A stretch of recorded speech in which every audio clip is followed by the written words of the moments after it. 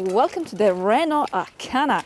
This is a lovely alternative to the Germans. It is -10, so I say without further ado, let's hop in and find out what this good-looking Frenchie has got for us today. Okay, I'm going to measure the acceleration, so let's sneak a little launch control. Multi-sense is the driving mode selection. It's always a little bit different with the French, isn't it? Let's put you into sport mode, and I think that's all I can do in order to boost both my performance and my ego. Foot on the brake, foot on the throttle. Let's warm you up. Oh dear. Are we rolling? We are rolling. We're driving now. They see me rolling. They hate it. I think they love it because they're having a good laugh. So the declared 0 to 100 is 10.8 seconds, and I am 11.52. Well, that's a little bit lousy. It wasn't the case of the front tires grinding because the road is a little bit slippery. It was the case of the engine not wanting to pick up quickly enough. I did say that this engine was civilized. Well, I take that back. No, I'm just kidding. It's fine. It's more than plenty for the vast majority of people. I mean, the top speed is 172 kilometers an hour. I do love my magic box from Race Logic. It is my partner in crime. Launch control was a little bit slowish, but you see, it's probably not the car to do launch control in. Having said that, you always want to know just how big your guts truly are. Map data. Oh dear. Shh, quiet. Fine. Off we go. So the model I have with me today is a mild hybrid, and what I have under the bonnet is a 1.6 litre 4-cylinder naturally aspirated petrol engine which produces 94 horses. We also have an electric motor which pumps 49 horses.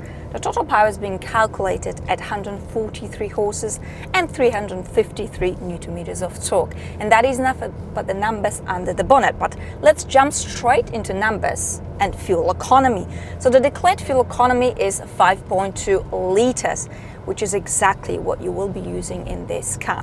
Now, when we talk about mild hybrids, this is the sort of fuel economy I want to see. Not those cars that are drinking 9 to 10 liters of petrol. I mean, come on. What's the point of hybrid then? Other than taxes. Anyway, you can improve this fuel economy even further if you're driving in a congested city in what's so-called the B mode. Now, the B mode stands for braking mode. Essentially what you do, you just use the throttle pedal. You lift your foot off the throttle like I'm doing now. Let's demonstrate it. The car slows down for you. It will not come to a complete stop, nearly. It will gently roll. Not much, but it's not completely stationary. You just have to bear that in mind when you're driving in a congested city, because most probably you will give the car in the front of you a little cuddle. Even though we fight sometimes and it feels like a war zone, I still care about. Okay, let's check the boot space. Manually operated tailgate, that is fine.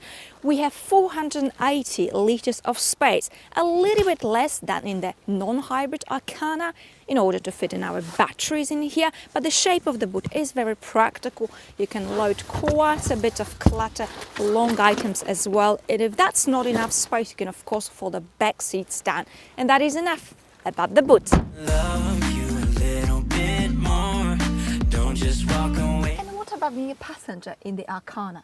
So I have adjusted both front seats for my height, which is just over 1.7 meters, 5'7".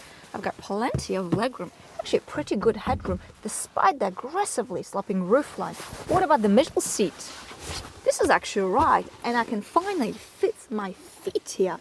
It doesn't happen in many cars. You do have a small hump on the floor here, but it's all right. 2 USB ports, 12-volt socket. Overall, lovely. Put your body on the kitchen table.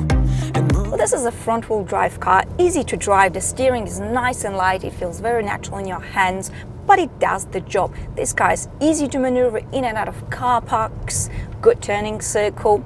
Now onto visibility. So the front here is perfect. You're sitting slightly higher up. You've got good visibility, no blind spots here in the front. It's a bit of a different story with the back. I mean, you've got the small rear window. You can see through it, But the C-pillars, well, they're blocking everything and you can't see shit. But hey, you know, they say beauty is sometimes pain, which is exactly the case here. It's not bad because you, of course, have got the camera, so no excuses to damage your car parking it. On to more positive things, the comfort in this car. So French cars are generally speaking very, very comfy, and this is no exception. I mean, you trot around town, the suspension absorbs the vast majority of bumps and imperfections.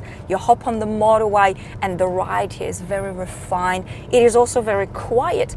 Virtue, no tire noise, no wind noise. This engine is actually quite civilized, if I may say. This is a lovely long-distance cruiser. The lane-keeping assist here is just right.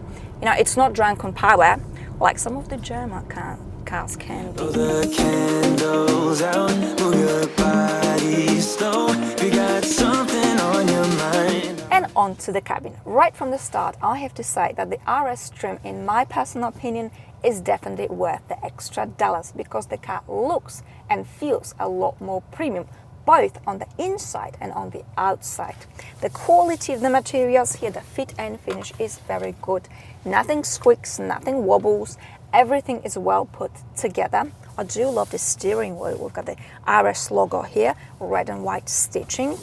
Lovely. What else is lovely are these seats. They're brilliant for long distance cruising. You've got Alcantara bits here and the leather in the middle. The seats are heated. I also like these carbon fiber pieces. I mean, the cabin has got plenty of style and flavor. I like that. Let's jump straight into practicality. A large bowl of water, taste. You can easily fit that bottle in a door bin. You also have more space here. You can pop that bottle in here or in here. More storage space down here. Almost very Germanic. I like that. Got a storage for your key. I like that. And this is your key. Very cute. I like that. Glove box is actually quite a big size. All right. Wireless mobile charging. You've got this pocket for here. 12-volt socket. 2 USB ports. Yeah, just a regular USB. The layout with the buttons here is very clean and cluttered. I like it. Climate control. Got the shortcut buttons here for your heat seating, etc. For locking and so on. And onto the infotainment systems. I do like this vertical orientation. It looks very modern, very fun. The system itself is actually quite pretty and it's reasonably easy to navigate once you get your head around it. Let's have a look at navigation. But it is a little bit slow. And of course, it's not as intuitive as the Germans. But hey, you're not buying a French car for that flair and flavor and expect German practicality. Having said that, there's plenty of practicality in this car. And overall, I have to say the cabin, especially in the RS trim, is lovely.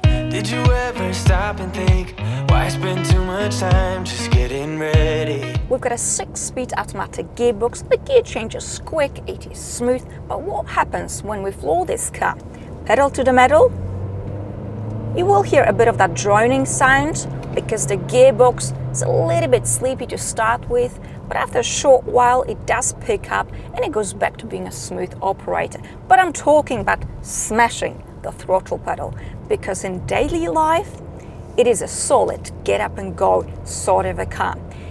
Now, just because this car feels a bit like a comfy French sofa, does it mean it puts a stain on the handling? Not at all. On a curvy road like this one, there's very little body in this car. It feels solid, it feels planted. Well done, Renault.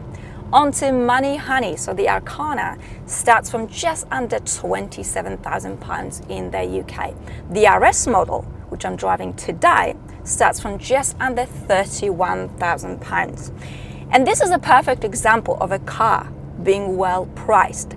And just because you can't afford or choose not to purchase a Mercedes or an Audi, it doesn't mean you can't be stylish. This is also a perfect example of the French doing what they do best, building cars with plenty of flair and flavor.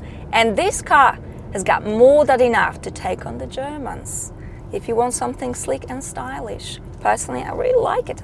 I like the looks of this car, especially in this color. And driving is also pretty good. So win-win. And that's it for today. Thank you so much for watching, and I shall see you all very, very soon. Bye.